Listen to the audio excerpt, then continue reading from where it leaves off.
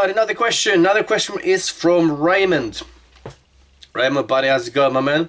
Right, got a couple, mate. If you could change anything on the Virago, what would it be? I love it, by the way. That's not a criticism. When I built up my RF, there are tons of stuff I wish I had done different now. And what is your favorite RAM? No shit, answer like any, got to be specific. Well, at the moment, my favorite RAM is Kraken, because I'm drinking it. Specific, I like Deadhead RAM, I like it a lot. It's quite expensive, but it's very nice. But I like my RAM, it needs to be dark and it needs to be spiced. Don't like the white RAM, I'm not a white plain RAM drinker, that doesn't go for me. As long as it's spiced and it's wet and it's more than 40%, then I like it. Deadhead is definitely an option. Kraken is one of those things I really like, and I like Sailor Jerry a lot. That's probably my go-to Christmas drink, but I had this today, so yeah, I'm gonna have some of that. So that is definitely my drink to go. Cheers, thank you very much. And the first part of the question, is there anything I would change on the Virago which is currently under discover? Not at the moment. There is probably one thing I need to add. It's the probably a second fuel tap, fuel intake underneath the petrol tank, because I got one on the left hand side, and because I raised the tank quite a bit, the fuel inside doesn't mix, because I got like two separate chambers for petrol, where it's one chamber. But if the petrol tank was originally like this, so you can mix over the top, I'll raise it up kind of this way, so kind of the petrol doesn't go from one chamber to the other so easily. So I probably need to mount another fuel tap, and that's the only thing I would probably need to change on the Virago. But at the moment I love it the way it is. Obviously need to get it up and running fully and start building that fucking thing right after Christmas, so we can have some more videos coming from that thing, because I'm aching to fucking do it. I really am. Yeah, mate, Raymond, hopefully that answers the question. Nothing at the moment, but once it's fully up and running on the road, then maybe something that turns up I need to just do it still. But for the moment, I'm happy with it. Another question is from Martin Curry. Hey Martin, buddy, thank you for your for popping by. Okay, so question: what other forms of art do you do? My cousin has always worked with drawings and paintings, portrait, Indian scenes, skulls and crossbones stuff. For he also does glass engraving, pyrography, wood carving. Fucking hell, your cousin is talented. Love your channel and your talent. All the best, Martin. Well, thank you very much, Martin. What other forms of art do I do? Well, I'd like to think I like to drink pretty well. I'm pretty good at that. Other art forms, martial arts, that's a form of art, I think. I like to think I enjoy that a lot. But in other seriousness, I do lots of painting, you know, not just airbrushing or pinstriping.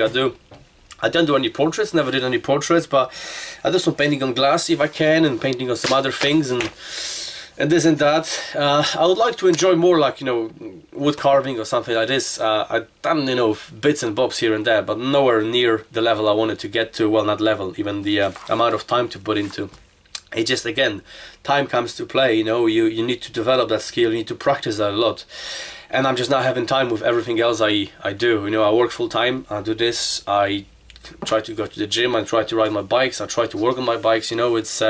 and it's only like 7 days in a week, you know. If they had extra couple of days, maybe I can dedicate that to something else. But at the moment, I'm not having time to all of my hobbies. So nothing more at the moment. I've always been very artistic, you know. Well, I like to think one way or the other, but nothing like your cousin. I mean, so many things. Yeah, that's a lot of things he does, you know, or she does. Well, anyway, next question. Steve Dunn. Steve, how's it going, man? I have a question, Maki. What do you do for a living, and would you ever like to give it up to do pinstriping full-time? I'm a computer engineer full-time, and would I give it up to do pinstriping or bike building and airbrushing full-time? Fuck yeah, I would. It may happen, it may not. See what the next year brings. Maybe I can reduce my hours in my full-time job, because at the moment I'm working, you know, full 40, 5 hours, I think, whatever that is. So yeah, I would like to reduce it maybe a little bit, you know, so I can have one day off and do actually this stuff and see how that goes. At the moment it's just not possible yet, you know, that still doesn't pay the bills, and but we get in there, you know. At least I'm having fun of what I do, you know, my spare time. It's better doing this than just getting stone cold drunk, you know, every day, is it? Also, I'm not doing pretty bad at that, am I? Bloody hell. Cheers everybody, happy Christmas. Oh, next question. Next question is from Trekker 1969. Would you ride a bike at 200 miles per hour if you got a chance? Yes, definitely. The fastest I've been on the bike, it's been on my GSXR 750. It was a few years back, and I've clocked it at whatever that was, 179 miles an hour, 180 miles an hour. That was on a private truck, by the way. That's as fast as the bike went at that time. Don't know how accurate the speedo was at that level, and they say they're about 10-12% inaccurate when you go to that quick. That was an analog speedo one, but yeah, it was showing I think 179 or 180 miles per hour. If I get a chance to ride 200 miles an hour on the bike, yes, definitely. Love speed, love fast bikes. So if I get a bike and ability to do it in a safe environment on a private racetrack, then yes, definitely I would do that. Bad Juju, time for a live stream, Maki, the Ramshot drinking game. Well, the live stream is going to be difficult to set up in a garage anyway, and it's usually hours long. Nobody will be watching that. But the Ramshot drinking game, I can have a sample of it right now. I guess I drink it. Thank you very much. Lovely. Next question is from Villa Pinstriping. By the way, Villa Pinstriping is a friend of mine from across the pond, and he is an amazing, and I mean amazing pinstriper. You should go and check this guy out. You know, the thing he does, kind of West Coast, East Coast style scrolling, whatever he calls it, it's mind-blowing. It really is amazing. I've been watching this guy for quite some time, and the way he's improved, you know, from the first videos to now is absolutely mind-blowing. So you want to see a good pinstriper from not from UK, go and check Villa. He's fucking amazing. Right, have you ever tried Hot Hues pinstriping pad or House of Color? No mate, I haven't tried it. The reason for it is it's not widely available here in the UK. It's American companies, both of them.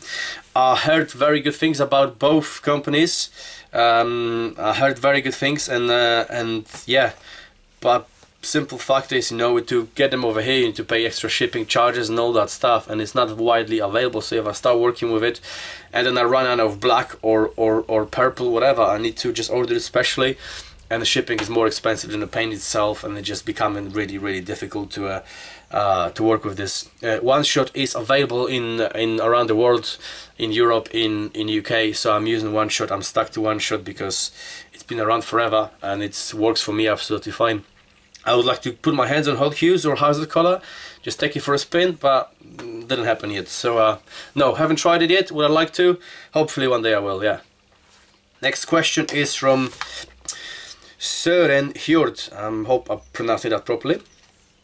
How much pressure do you use for your spray gun, and how big is the compressor you are using?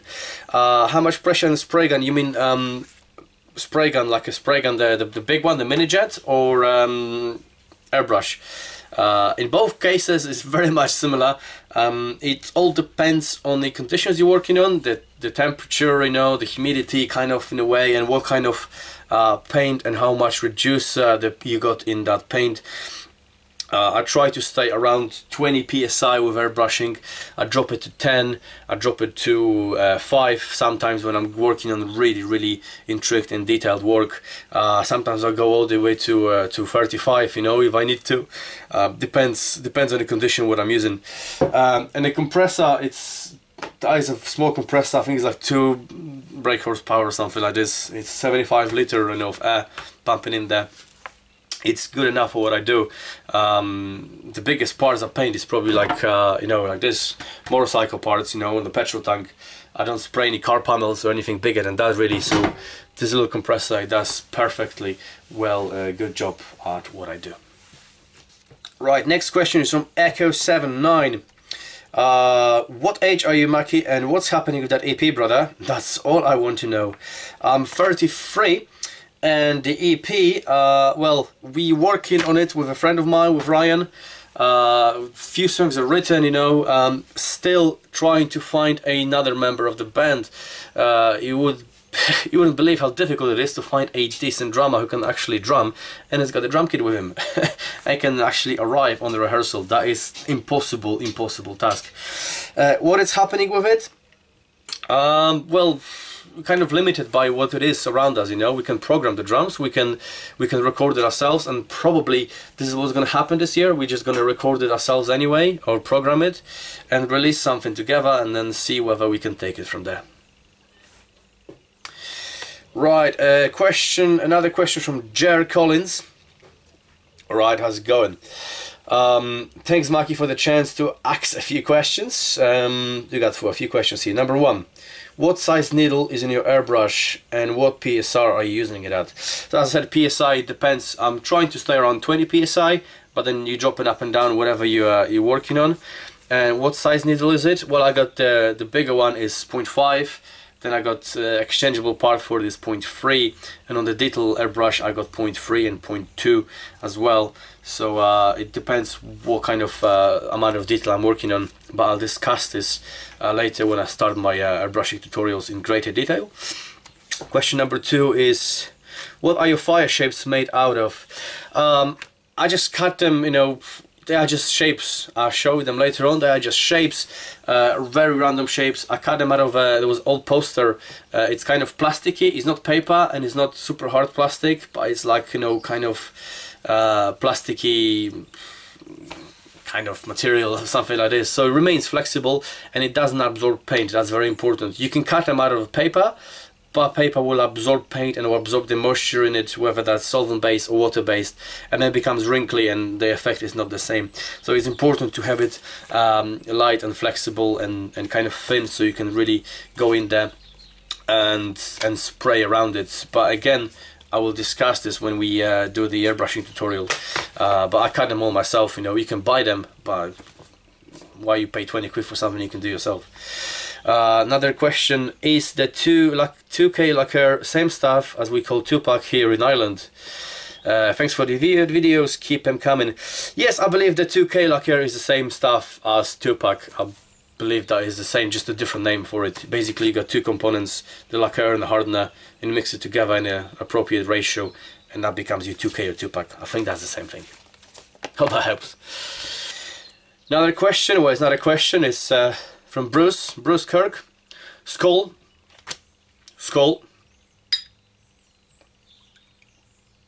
Cheers. Right. Another question. Where are you from and how did you end up living in the UK? As an expat, now I'm living in Ontario, and it was a series of events that brought me here in 1981. Where am I from? I'm from Poland originally. How did I end up living in UK? I don't know, actually. No, when I was, I think I turned 18, and from Poland I moved to Norway, and I was in Oslo. I was living in Oslo for over 2 years. Amazing country. Norway is fantastic, amazing people, and really good times I was having there. But I think from Oslo I moved straight to Cambridge, UK, and that was like 13, 14 years ago nearly, and I've been here since. So yeah. That's how I ended up living in the UK. Nothing particular, just what happened.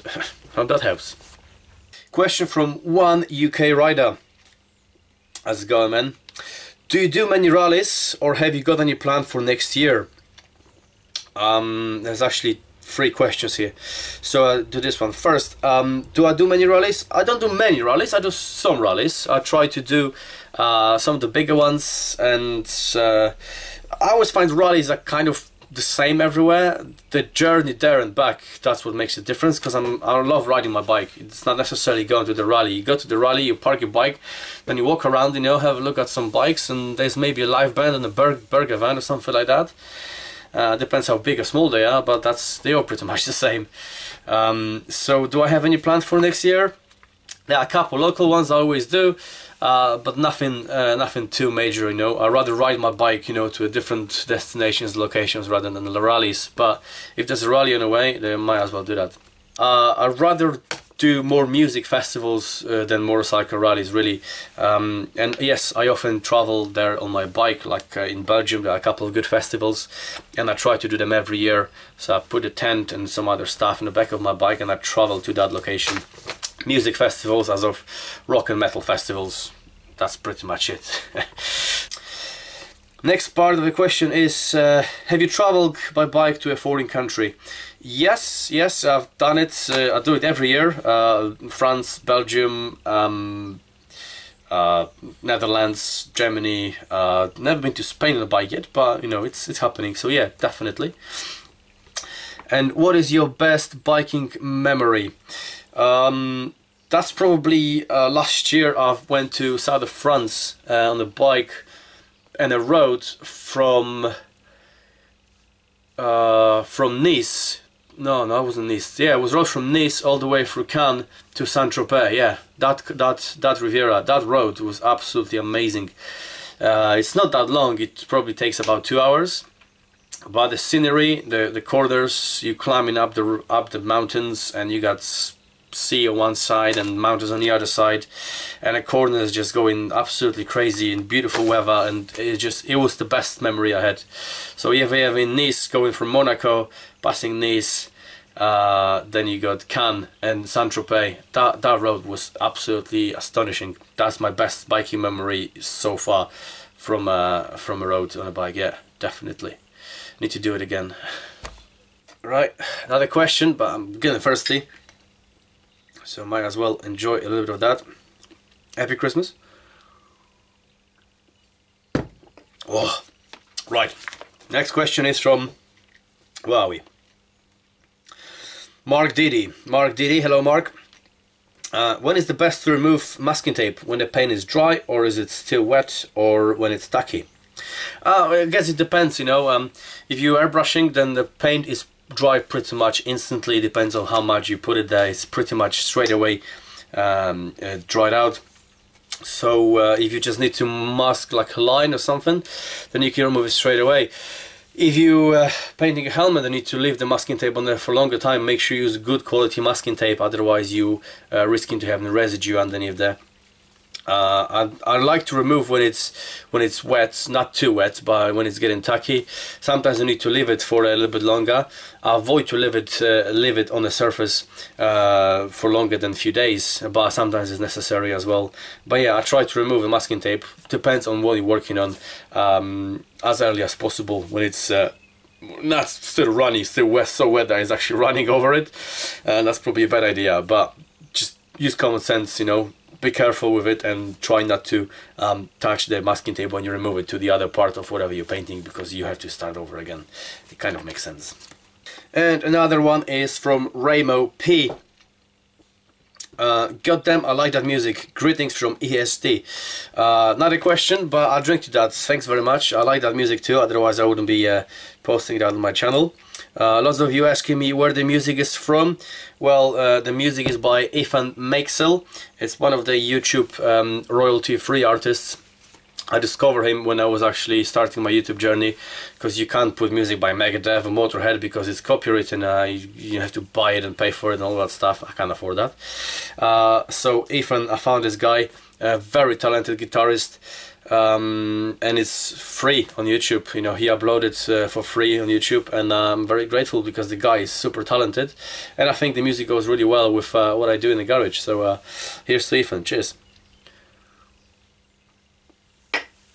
Next question is from Ted L. How did you get started, and can you talk about your first paid art job? How to get started, I already told you guys how I got started. I needed somebody to pinch up my own bike and there was nobody around, so I've done it. Thank you very much. First paid art job, I can't really remember my first paid art job, but I remember the very first helmet. Bought a brand new helmet, open face helmet, and I pinstriped it, and I think I sold it on eBay within a week or something like that. So that was my first attempt to make any money on pinstriping. I think that's what it was. I bought a helmet for like whatever money, I can't even remember how much that was.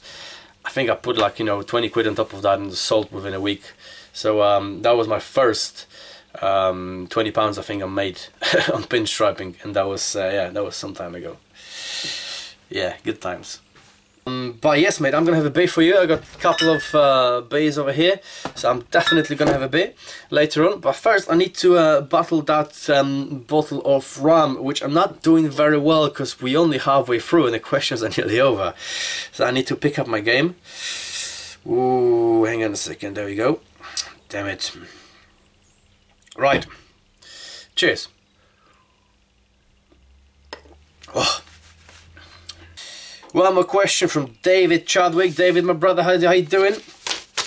David's been following me from a very, very beginning, you know, of my YouTube channel, so he's a very special chap to me. Thank you very much, David. Wow, shock or a red face. If possible, series on the real flame airbrushing, please. Or paints to do with shades, color, blah blah blah, etc. Till then, Captain. Thank you very much, David. Yes, as I said, the airbrushing tutorials are coming. Need to have a little bit more time to set it up, but definitely will include true fire tutorials, and gonna be true fire, blue fire, green fire, and whatever else. These are the main ones, really spectacular, and I'm gonna explain you everything I know about it and how I do it. It may not be the right way, it may not be the correct way, but it's my way. So yeah, see what happens. And that brings us to the very last question of this episode. Was not even a question, it's a statement from Dean Child. Hey Dean, how's it going? Oh yeah, Q&A with beer and biscuits. Well, no biscuits here, sorry to disappoint you. It's a different channel for biscuits, with rum on this channel, in this garage, and beer. So again, sorry to disappoint, but I think rum is slightly better than biscuits on so many levels. So thank you very much, guys. Cheers. Oh yeah. Alright guys, hope you enjoyed this little episode with all my answers. Hopefully I wasn't waffling too much about things. Hopefully you got all the questions answered. And unfortunately I didn't finish the whole bottle of rum. But I still got some things to do over here, so may as well happen before the end of today. After all, it's Christmas, so let's just enjoy what we have. And on that note, guys, wishing you all very happy Christmas. All the best for 2018 that's coming, the new year. Let's hope we're gonna be seeing each other a bit more often than we did last year, and see what it brings, you know. Once again, all the best for all of you guys. Thank you very much for your support. It is much appreciated. Without you, there wouldn't be this channel. So thanks very much for your support. Have a very good Christmas and all the best for 2018. One more shot to seal the deal. Happy Christmas and Happy New Year. Thank you very much for watching. Have a beer and rum, and I'll see you in 2018.